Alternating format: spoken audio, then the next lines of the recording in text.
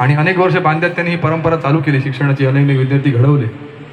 ते जेव्हा गेले तेव्हा आमचं एक ध्येय होतं की गाडसर नावाचे एक शिक्षक होते, ते बांध्यात आले, त्यांनी अनेक वर्ष शिकवलं आणि ते गेले आणि पुढे काही ना झालं असं होता कामा नये, त्यांचं नाव कधी विस्मृतीत जाता कामा नये अशी आमची इच्छा होती. आणि या सरांच्या रूपाने आम्हाला हे गुरु लाभले आणि परत सरांचं जे नाव होतं की आमचं वर लिहिलं होतं गुरुवर्य काय दिगंबर उर्फ बाळू गाडसर संस्थापित, ते चालू राहिलं. गाडसरांनी आपली एक अंतिम इच्छा म्हणजे शेवटचे जेव्हा मला भेटले तेव्हा व्यक्त केलेली, म्हणजे आम्ही खूप वेळ त्यांच्याशी बोललेलो, त्यांनी अनेक गोष्टी सांगितल्या, पण त्यामध्ये प्रकर्षाने बांद्यातील भजनकर्मी, ज्येष्ठ भजनकर्मी भाऊ मिशाळ आणि गिरीकाका महाजन यांचा त्यांनी उल्लेख केलेला.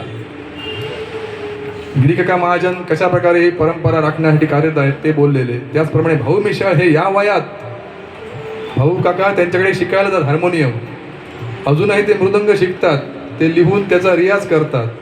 अशा व्यक्तींचा सत्कार आमच्या कार्यक्रमात झाला पाहिजे, गुरुवंदना कार्यक्रमात असं त्यांनी सांगितलेलं. आणि गुरुपौर्णिमा कार्यक्रम हा गुरुवंदना कधी बंद करू नका असं ते बोललेले.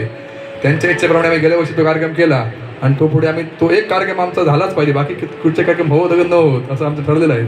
तर त्या कार्यक्रमात गेल्या वर्षी आमच्या दोघांचा सत्कार करायचा मनोदय होता, पण भाऊ काका त्या वेळी उपस्थित होते, गिरीकाका उपस्थित, गिरीकाका सत्कार आम्ही गेल्या वर्षी केलेला आहे.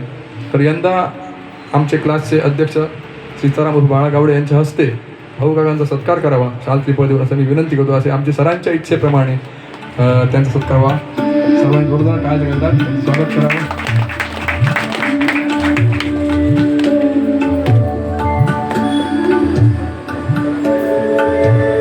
गिरी काका आणि भाऊ काका हे बांद्याच्या भजन परंपरेला लागलेलं एक मोठं भूषण आहे. अनेक भजन कवी घडवलेले आहेत आणि त्यांच्या माध्यमातून ही सेवा अविरत चालू आहे. आणि ते आजही स्वतः या वयात सुद्धा हे कार्य चालू ठेवलेलं आहे त्यांचे. दोघांना आम्ही तुमच्या क्लासच्या वतीने वंदन करतो. धन्यवाद. हा जो उद्घाटनाचा कार्यक्रम आहे तो आम्ही आता आटोपता घेऊन लगेचच कार्यक्रमाला सुरुवात करू, कारण मग उशीर होईल, कारण गाणी खूप आहेत आणि सरांना पण आज लवकर जायचं आहे. त्या अनुषंगाने